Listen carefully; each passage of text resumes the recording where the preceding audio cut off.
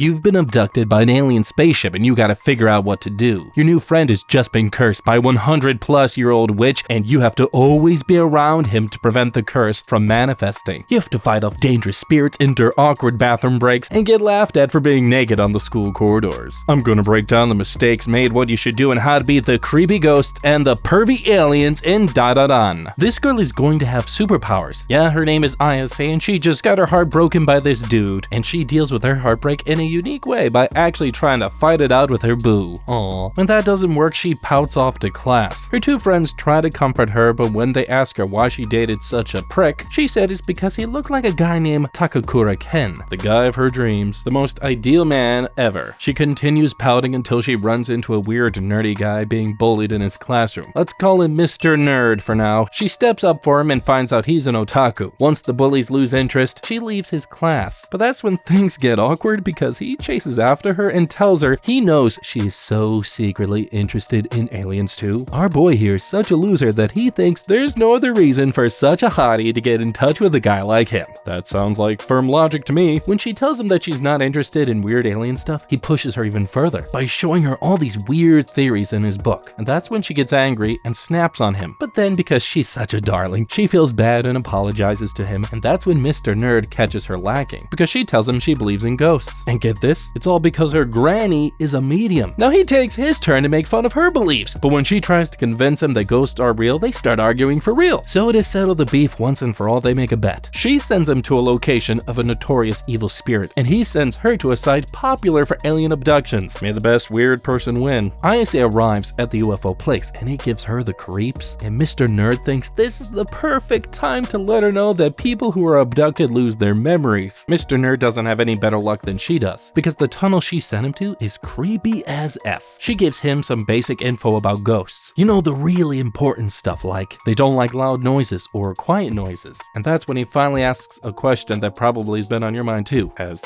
Isa ever seen a ghost? She says no and explains that it's all thanks to her gran. She made her do this weird pose to school every day like she was looking for Wi-Fi in the atmosphere. But then one day she stopped because the boy she liked laughed at her when she did it. Anyway, they talk for a few more seconds over the phone before Mr. Nerd sees red footprints in the tunnel. He raises his flashlight and boom! He sees this creepy old ghost. And get this, the first thing she asks for is for a chance at his lollipop, and he doesn't have candy. He panics and runs, but that's when Isa finally finds it important to mention that he is not supposed to run.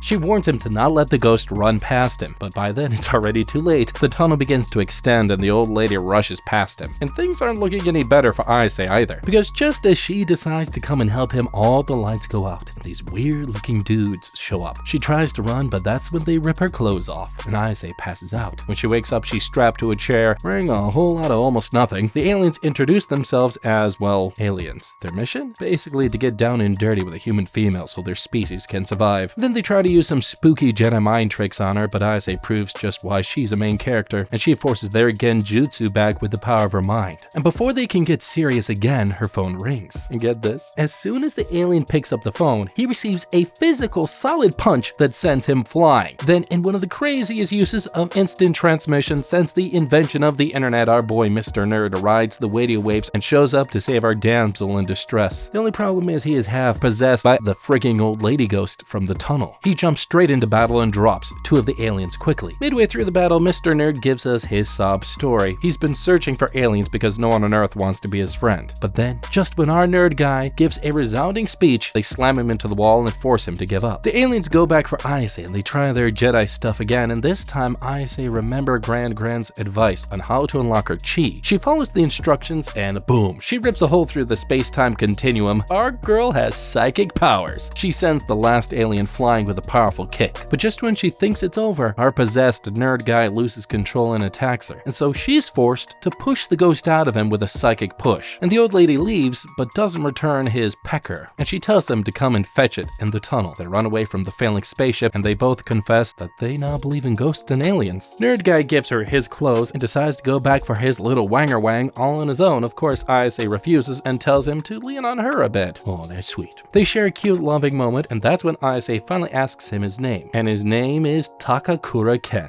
Well, that's a lot to process, but these guys nearly got themselves killed. Here's what I would do differently. The first thing they did wrong is they shared no no information about the places they were sending themselves to. I mean, wouldn't it be nice to know that the ghost in the tunnel loves races? Or gee, I don't know, rules like no noise. Yeah, it's not like Mr. Nerd Guy did any better. Why did he wait till she was already in the building before dropping that vital bit of nugget of information saying, if you get abducted, you lose your memory? Yeah, kind of important to know. Also, the problem is, if I were in their shoes, I would do a little bit of digging first. Mr. Nerd Guy should not be strolling into the tunnel alone. I would borrow a car, a motorbike, or even a freaking bicycle. Anything to help me get a little bit more speed if I happen to bump into a race-loving ghost. And as for Issei, she could have avoided getting abducted if she just took 2 minutes before she decided to go into that place and did a quick Google and brush up on her alien history. She would have learned there was a very good chance that the aliens have psychic powers. And if they got psychic powers, maybe she could have broken the fourth wall and borrowed Magneto's helmet for protection. You know, basic stuff. And of course, in addition to all this, nobody said they had to go at it on the same day or the same time. It's insane. It's like they're setting themselves up to be abducted or cursed. Why didn't they visit the site together? They would have been able to have each other's backs or protect themselves if the need arose. So yeah, they didn't put a lot of thought into this. Issei is disappointed in how much Mr. Nerd Guy does not look like her dream Takakura. So instead she calls him Okarun. She invites him over to her house to get him cleaned up as the sun rises. Soon as they get there, we see how much of a badass Gran is. Her barrier spell meant to ward off evil spirits activates soon as Okarun gets to the gate and literally sets our boy on fire. So she does what anyone would do and takes off the evil warding marker and invites Okarun in. But Gran isn't home. And that means 2 teenagers home alone. I'm not implying anything. Issei gives him her clothes, which is weird. She then starts teasing him to see his pecker because the ghost said she took it and she just wants to know if it's really gone, which is very understandable. While they are messing around, they hear the sound of a strange doorbell. And Issei knows something is wrong immediately because Gran's doorbell never rings. And that's when she realizes that she made a fatal mistake. She didn't put Gran's evil warding marker back. She grabs it and rushes outside to fix it, but that's when everything turns black. Okarun points out they are trapped because whatever entered the compound has made a lot of high walls. Issei realizes that if she puts the marker back up, Okarun will get burnt too. But then things get worse. They notice that they're bleeding. And that's when Issei finally sets eyes on the monster. And Okarun proves why he is an alien nerd because he immediately identifies the creature. And that's when Okarun decides to be a man and says he's tired of running. Instead, he tells Issei to release the curse, but to keep it at like 80% so he can still control his mind. They take the gamble and in an awesome character moment, they escape from the black fog using the evil Granny's ghost powers. Okarun attacks and immediately cuts off some of the alien fingers. And just when things are beginning to look too good, Okarun changes back to normal because his body's too weak. He can't handle the power of the curse. And Issei takes a good look at the creature and realizes that it's sumo wrestling. So she decides to play sumo rules to defeat the monster. But when she tries to drop the monster, it pulls a game cheat on her and doesn't fall to the ground. So Issei gets pissed, and before she can do anything, it grabs her and pummels her into the wall. And that's when she realizes that it punched her out of the gate. She then shows why she is worthy to be the next airbender, and she navigates Okarun through the air using Pain's universal pull, and then also grabs the marker from the ground. And before the alien can realize what's going on, she pasted the marker back on the gate, and the alien inside of the gate burns and dies. And things return to normal, sort of. Alright, this is gonna be interesting. My first thought would be, sure, don't forget to put the marker back once we're inside, you know, just to be safe, but that's not gonna work. If Issei puts the thing back, then Okarun would have gotten burnt, so what do we do? First, there's more than one way of keeping a demon out. Markers are great, but before markers, there was salt, holy water, and some good old spells. Gran's a spirit medium, so one thing we know for sure is that she's gotta have some good stuff lying around her house. If I were Issei, instead of rushing around and getting my butt handed to me, I would have taken a moment to search through Gran's stuff, find something useful, like a book of spells, whatever. Issei already has psychic powers, so it shouldn't be too difficult for her to use it. Also, she's fighting the dark fog. If the creature caused the dark smoke, then it's safe to assume that if we take the smoke away, the creature will either ideally disappear or get weakened at the very least. So what do? Get a bucket of water. I'm not kidding. The old saying is there's no smoke without fire, right? If you get the creature wet, its ability to create fog would reduce because whatever hole the fog is coming out of would be clogged. While it's clogged, I'd have enough time to dig Okarun out of the trap and then set up my barrier. Or ultimate solution, just place the barrier spell on the creature itself. The evil marker wards off evil, so just slap that puppy on the creature and make sure that it burns the thing to ashes. And then this smoking hot lady shows up just when Okarun's monster is about to tear Issei apart. Then she she uses some weird nail and wood technique to dispel the curse before announcing that she is Gran. Seriously, how much jojoba oil is she pasting onto her face? How does she look so young? Anyways, she's ready to take our boy to school, and boy does she give him the ass whooping of a lifetime. As soon as he gets to her, he starts burning, and when he falls into a magic circle, a trap that our Gran set up. And she explains the rules of the trap to him, and basically if he does anything or makes any weird moves, after explaining, she gives the monster the butt whooping of a lifetime. Aise wakes up, but Gran tells her that whoops, she killed the spirit. And Aise thinks Okarun is dead, and she is so upset, but then she heads to Gran's shrine and finds him perfectly fine. She then explains the situation to Gran, especially the fine details about Okarun's little man being gone, wink wink. Gran has been around for a long time, and she knows all about the monster, Turbo Grandma. And get this, the first time she tries to confront the ghost in the tunnel, she couldn't do it. She couldn't enter because of how strong the spiritual pressure was. And also the deal that she made with the local god in her area. Its domain does not extend to where Turbo Granny is, so she doesn't have a whole lot of power anywhere else. So basically Aise and Okarun are screwed. Gran tells Aise to give up on Okarun and here's Pecker problem and go back to everyday life. But Aise, being thick-headed, decides that she must help him, and since she won't listen, Gran gives her tips on how to defeat the monster. And her sage advice? Play a game of tag with it. Aise is lazy and tells Gran to make a barrier instead, but Gran can't do that because the tunnel is outside of the ghost territory. And since they are too weak, Gran tells them they have to go through their main character training arcs, because that's the only way they can get strong enough to face the monster in its territory. Then things get weird when Okarun needs to take a dump because Aise has to watch him poop or the curse will show up again. Aise watches him with Gran standing by, but then something happens. Turbo Granny shows up inside of the toilet. Everyone else is frozen and Turbo Granny warns Aise that she can kill anyone that comes in contact with Okarun, including Gran who's already bleeding from her nose. They can do nothing. Turbo Granny says they have to come to the tunnel tonight, because unlike every anime villain ever, she's smart enough to not give them time to get more powerful before sending them off to almost certain death. Gran gives them these weird looking ancient Japanese clothes as evil warding thingies. Aise and Okarun arrive at the tunnel and get creeped out by how spooky it looks. And when they enter, they walk for a while before seeing a giant head blocking one end. They turn around to run away, but the other end is also blocked as well. Turbo Granny has shown up. Okarun decides that it's time for him to man up again, so he tells Aise to undo the curse and let him fight. She tries, but nothing happens, and they realize that, oh right, the powers belong to Turbo Granny anyway. And he immediately changes back to a wimpy, nerdy dude.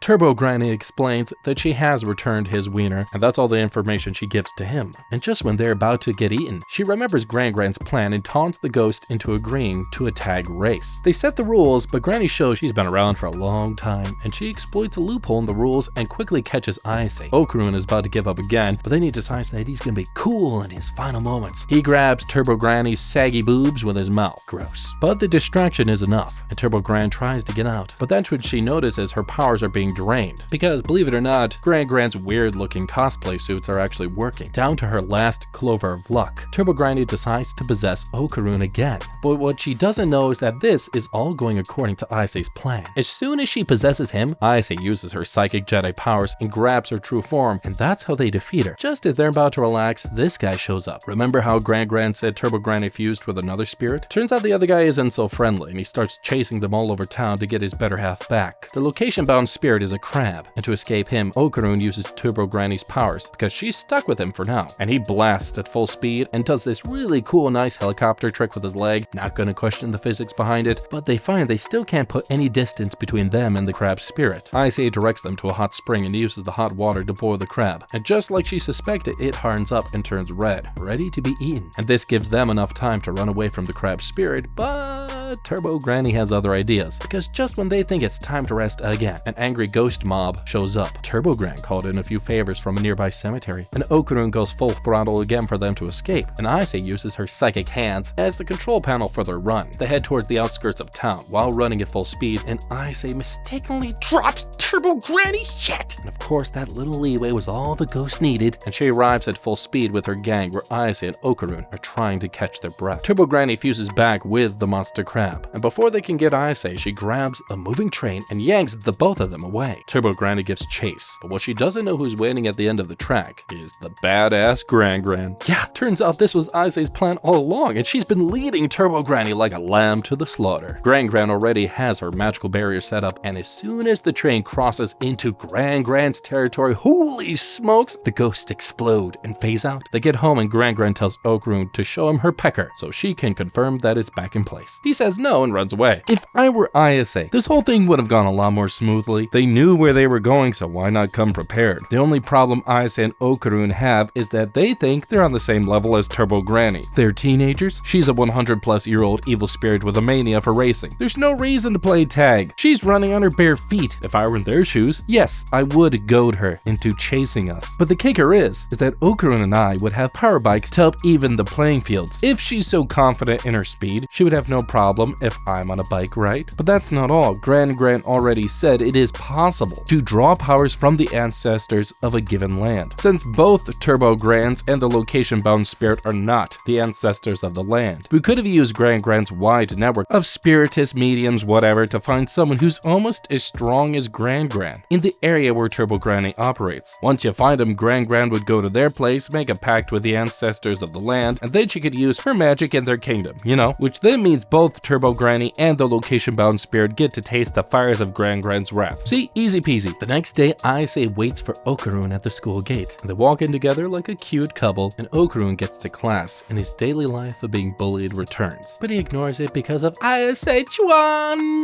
In their classes, both Ayase and Okarun can't concentrate on anything. They want to talk about aliens and their newfound blossoming love that they love to deny. But at break time, they keep missing each other before they finally bump into each other at the same spot. Kind of share their first smooch, well, more teeth than anything. But Ayase's friends see it happen and they won't let her hear the end of it. Okarun storms off after they exchange a few strong words and goes to blow off some steam with a little pee. But that's when things get weird. His balls is gone again. Ignoring their quarrel, he rushes to Ayase's class, but she's not having any of it and she shoos him away. After school, our chick magnet of an Okarun bumps into this lady and she apologizes and follows him until Ayase sees them talking and gets jealous. But when the girl passes by Ayase overhears her speaking badly of him, so she does what any logical psychic female would do. She uses the old bucket drop no jutsu and flogs a pail on the lady's head. Then she totally tells off the lady by locking arms with Okarun and walking home with him. Ooh, being catty much? On the way home, he finally tells her that something is wrong. His cojones, his family jewels, whatever you want to call them, they're gone. When they get home, Gran Gran points out that this was why she wanted to have a peek yesterday.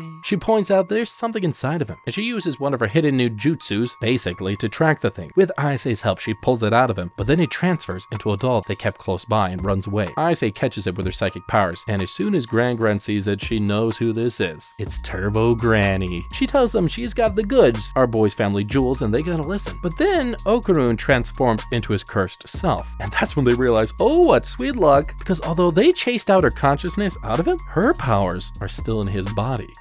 Talk about a sweet deal. So Ayase strikes a deal with Turbo Granny, give him back the family jewels, and they'll give her back her powers. Turbo Granny takes them to where she dropped the jewels, but they're gone. Some spirit or some human must have picked them up, because apparently jewels are important to spirits, and Gran Gran warns Okarun to be careful because of the powers inside of him, and we soon see why. As soon as he gets to the school the next day, some guys meet him because they heard a rumor that Ayase would get down and dirty with just about anyone. Okarun gets pissed off, and as soon as he grabs the guy, the curse manifests, and the guy's surprised by how freaking strong Okarun is, and Okarun warns him and lets him go. And when he takes his seat, he finds out that Turbo Granny followed him to school. Remember the pretty girl from earlier? Yeah, she's the one spreading the rumors about Ayase, and turns out she can see Ayase's psychic hands, and she thinks they're demon hands, and she thinks, oh, she is chosen because she suddenly starts seeing things, and the reason for that is because she picked up one of Okarun's balls, well, jewels, from the day it fell from the train. Her name is Ira, is a self-absorbed narcissist. Pretty, but narcissistic.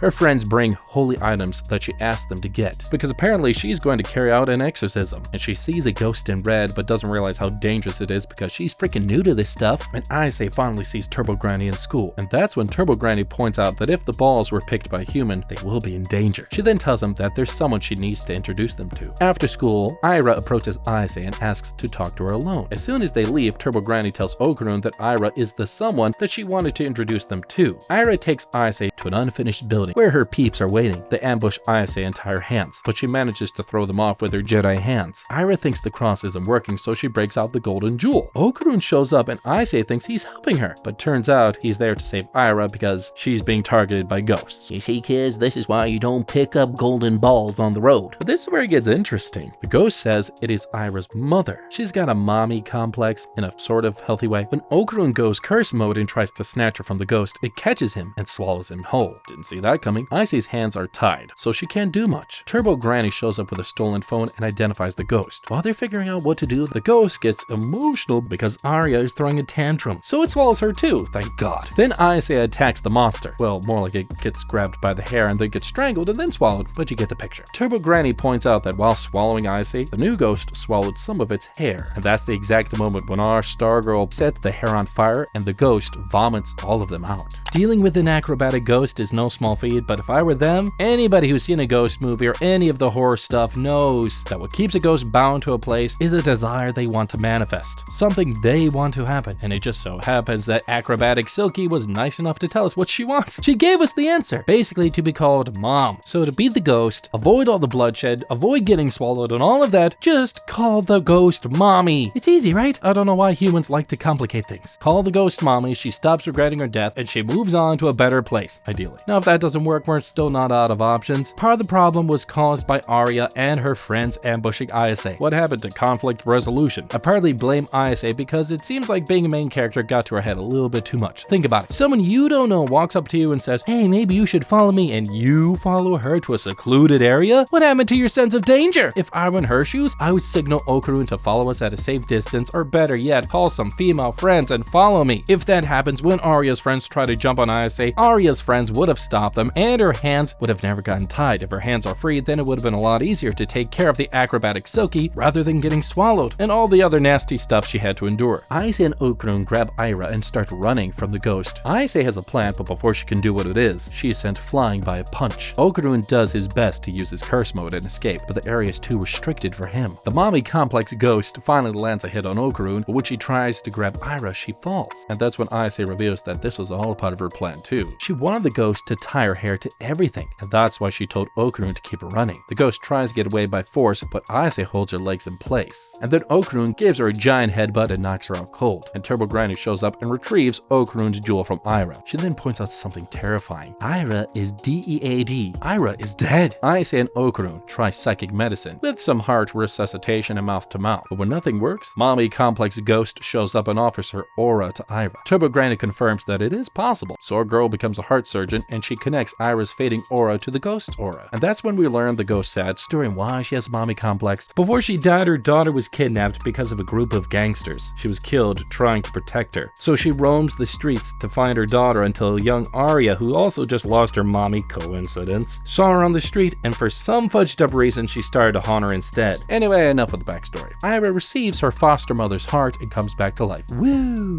Turbo Granny says nothing will become of the ghost because, like in the movie Coco, there's no one to remember her in the land of the living. So you see, by giving her aura to Aira meant her memories to Aira and Ayase, who was the conductor of their auras. Aira understands what the ghost went through, so she gives her a hug and promises to remember her, but I guess the ghost still disappears into nothing. After the stress of the fight, everyone heads back to Grand's house for spaghetti, and Ayase tries to be nice to the new girl, but Aira says she is sure Ayase is a demon. She's also convinced that Okarun is a demon too, but then he says some cheesy main character anime line and she falls for him hook, line, and sinker, and she promises to save him from the clutches of Ayase and then skips out like a frickin' 6-year-old. After she leaves, they play baseball with Okarun's family jewels, and one of his nuts returns. At school, Okarun refuses to join Ayase for lunch, and after school, she begins to suspect him. She goes to buy some drinks, and while walking back, she catches him smooching with Aira! That slimy babe has curled herself around her boy. Anyway, what really happens is that Okarun was working out to get stronger, and Aira jumped him and tried to steal a kiss. They fall and he ended up on top of her. Totally believable, but it's anime, so it works. He explains to Ayase, but as expected, she doesn't buy it, and in class, they learn about the mantis. But Ayase has no idea just how useful this information is gonna be. Okarun scolds himself because, as a man, he feels like he should have done better. But his pity party doesn't last long because suddenly everyone disappears. He runs out of his class and finds Ira waiting. The school is dark and full of water. Meanwhile, Ise is trapped and all alone, also looking for Okarun. But just when she thinks things can't get any worse, this guy shows up, a freaking dinosaur-like monster. He locates Ise by using the waves from the water, and then he fires some sort of cannon type thing that barely misses Ise. But Okarun and Ira hear the sound of the explosion, and Okarun explains that this is not his first rodeo, so he goes to defeat the alien. While they're talking, this weird boxing alien shows up, and Okarun goes into curse mode, but before he can deal with it, the original aliens they first encountered show up. They use their telekinesis on him and turn off his curse mode, and they sent Ira flying. And this time, they didn't come for the ladies, they came for Okarun. Turns out they love his teleportation through the phone technique, and they start to strip him down so they can grab his family jewels again. But before they can, the mommy complex ghost ability shows up again. Yeah, it turns out that if you give a ghost aura to a human, the human gets the abilities of the ghost. Like Okarun, Ira is now ghost powered. So she goes after the boxing alien while Okarun goes to get some new clothes. And just when she thinks she has defeated the boxer, the OG alien shows up with their telekinesis and slam her against the wall. And Boxer-kun gives her a solid hit that sends her flying through the wall. Okarun tries to protect her, but they slam the two of them with their telekinesis and send the boxer to finish them off. But then, Okarun gets his curse mode back and knocks the boxer with a solid punch. And when he looks up, he sees that Ise has arrived. Ise takes a moment to figure out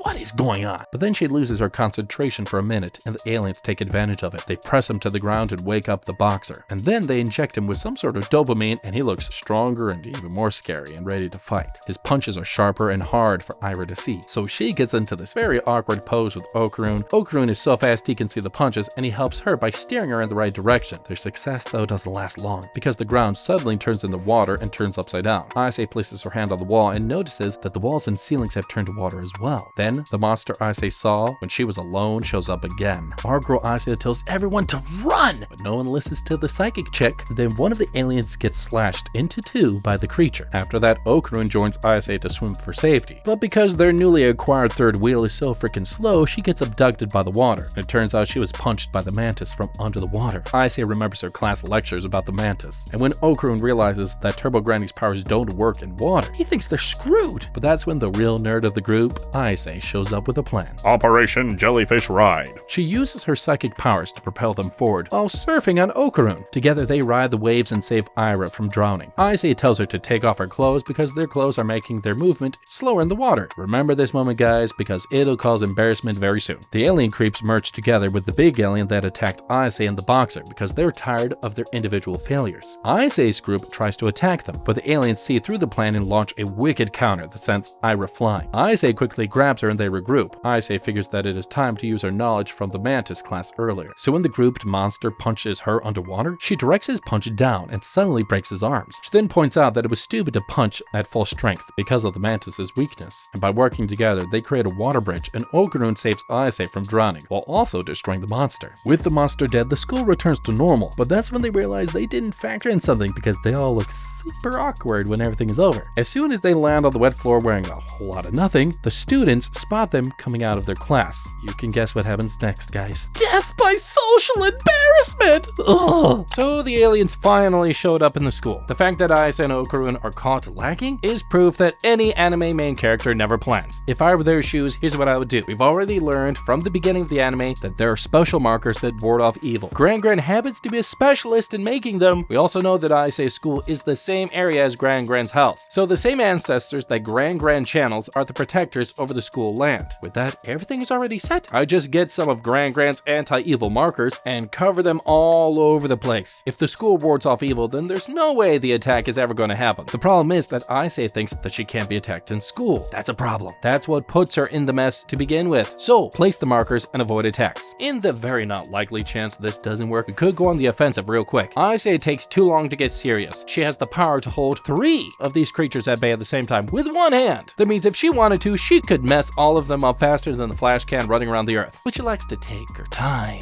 which is really annoying. So if I were in her shoes, the moment I catch them, that very first time when I show up to help Okarun and Arya, that's where it goes down. It's already all or nothing because the monsters just tried to kill me, destroy my school, and abduct me. I'm gonna let all loose. I would start by separating the 3 Top Gun monsters, and with them separated, I'll leave 1 to Okarun and 1 to Arya, and take care of the 2 by myself. And with that, we'd end the fight before it gets too worse. No need to get naked, no need for our social life to be ruined, just a good old butt-woman and send them on their way. The trio runs away to to the school clinic, and there they review their dead school careers. But because there are more important fish to fry, they abandon school talk and talk aliens. They finally ask the important questions like, if aliens want the powers that come from the curses, why not attack the ghosts? Okarun finally puts on his nerd cap for the first time in a long time and realizes a shocking truth. The reason aliens have not invaded and colonized Earth for a long time is because there are too many curses all around Earth, serving as its protectors. When Ira jokes and says she'd tell everyone it was Aisei that stripped her naked, but get this, Aisei doesn't care that her social life is dead in school, and she asks Okarun a more important question. The truth about what happened between him and Ira during their break time. He tells her of course and she teases him with it. Then Aisei's two besties show up and create their own theory of why they were all naked. Meanwhile in Ira's class, her classmates aren't having any of it, and they believe Ira has been bullied, so they get ready to go after Aisei. But when Ira stops them in the nick of time and tells them the truth, she tells them that she started the rumors about Aisei, and with that, her already declining popularity takes an absolute nosedive. And then Boxer-kun shows up all drenched in a white fluid, and just when Aisei and Ira get ready to face him, he falls down and passes out. They take him back to Gran and patch him up, and when they're done, they have fun at the dinner table. He tells them his very sad story about his son and why he needs money, but Gran, being the genius she is, has already figured out a solution to his problem. He needs blood, but his alien blood is basically cow's milk, so they give him some cow milk for his son, and a full cow so he can take some milk whenever he needs it. So UFO comes by the back, so Boxer guy can pick up the cow for his kid, and it disappears into the atmosphere. Okay, problem solved. Gran teases Aisei into doing something weird. When the doorbell rings, she has to go and check it, but then there's this really cool looking dude at the door named Gigi. According to Gran, he is Aisei's first love. Gran tells Aisei that this guy will be living them for a while, and Okarun feels super threatened because, well, this dude looks super cute, and Ira is delusional as ever. She thinks Gigi is one of Aisei's new minions for some supposed coming war. After everybody leaves, Gran explains that this guy is gonna stay with him because both of his parents are in the hospital. Oh, so sad. I don't care. After food, he joins Aisei to clean the dishes and apologizes for laughing at her when they were younger. He claims that he can see ghosts too. He says that his house is hexed by an evil spirit and that's what made his parents sick. But when he got spirit mediums to exorcise the spirit, they failed and sent him to Gran